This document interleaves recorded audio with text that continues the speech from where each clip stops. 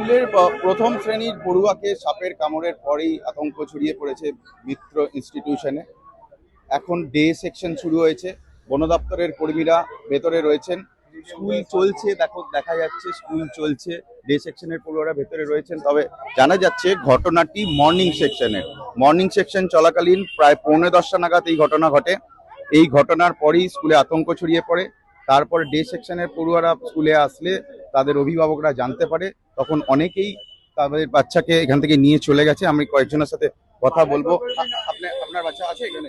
হ্যাঁ, কোন ক্লাসে? ক্লাস 7। কি আপনি কখন জানতে পারলেন এটা? আমি তো সকালে স্কুলে আসার সময় জানতে পারলাম। স্কুলে দিতে এসে? হ্যাঁ। তারপর থেকে আপনি ছেড়ে যাননি? না, এখানে কি করবেন এখন?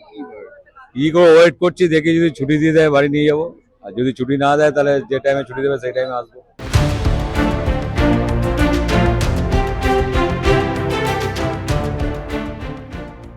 ভবানীপুর মেট্রো ইনস্টিটিউশনের প্রাথমিক বিভাগে সাপের কামড়ে অসুস্থ এক পড়ুয়া। জানা যাচ্ছে অসুস্থ স্কুল পড়ুয়া প্রথম শ্রেণীতে পাঠরত। গুরুতর জখম অবস্থায় পড়ুয়াকে এসএসকেএম হাসপাতালে ভর্তি করা হয়। আহত এই পড়ুয়ার অভিভাবকদের ইতিমধ্যে খবর দেওয়া হয়। তবে স্কুল কর্তৃপক্ষের বিরুদ্ধে অভিভাবকদের অভিযোগ, প্রাথমিক বিভাগের কর্তৃপক্ষ বিষয়টি জানায়নি। দিবা বিভাগের কর্তৃপক্ষ অভিভাবকদের ঘটনাটি জানায়, বন দপ্তরেও খবর দেয় তারা। স্কুলে তল্লাশি চালায় বন দপ্তর। আতঙ্কে পড়ুয়া থেকে অভিভাবকেরা। বাচ্চাদের নিয়ে চলে যেতে চাইছেন অভিভাবকেরা। স্কুল কর্তৃপক্ষের গাফিলতির জন্য এমন অবস্থা সৃষ্টি হয়েছে, মন্তব্য অভিভাবকদের।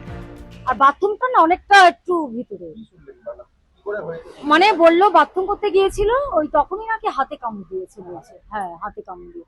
এখন আমরা তো দেখিনি, বলছে যেটা সেটাই আমরা শুনলাম। হ্যাঁ, মর্নিং ছুটি হয়ে যায় 10:30, আমরা 11:15-তে ঢোকাই। হ্যাঁ, এখন তো পিজিতে ভর্তি আছে। হ্যাঁ, ভিতরে আছে, 6A তে পড়ে। এ সেকশন 6A। ভয় তো লাগবেই না, আতঙ্ক তো ভীষণ ভয় আমার না। আজকে এরকম একটা, কেউই তো চাইছে না এরকম একটা জিনিস হোক। কোনো মায়ের সাথে তো এরকম হওয়াটা ঠিক না। একটা বাচ্চাকে মর্নিং এ দিয়ে গেল স্কুলের, ছোট্ট বাচ্চা, সে এখন হসপিটালে শুয়ে থাকবে, এটা আমরা কেউ চাইছি না। আমরা চাইছি স্কুলটা একটু পরিষ্কার পরিচ্ছন্ন হোক, সরকার এদিকটা নজর দিক। এটা স্যারদের কিছু করার নেই, স্যারেরা যথেষ্ট ভালো, স্যারেরা যথেষ্ট বাচ্চাদের গার্ডও রাখে, পরিষ্কার পরিচ্ছন্ন রাখে, কিন্তু স্কুলে বাদ বাকি জিনিসগুলো যে সরকারের করার, সেগুলো তো সরকারকে করতে হবে। এখন ক্লাস চলছে, আমি নিতে আসিনি, আমরা বাচ্চা দিতে এসেই থেকে গেছি। যদি বাই চান্স স্কুল ছুটি দিয়ে দেয় তখন আমরা নিয়ে চলে যাব, এই জন্যই আমরা থেকে গেছি। কারণ হঠাৎ মধ্যে বললে বাড়ি থেকে আসাটা সম্ভব না। কেউ বলছে বাথরুমে কামড়েছে, কেউ বলেছে রুমের মধ্যে কামড়াচ্ছে, আমরা ওটাই শুনেছি।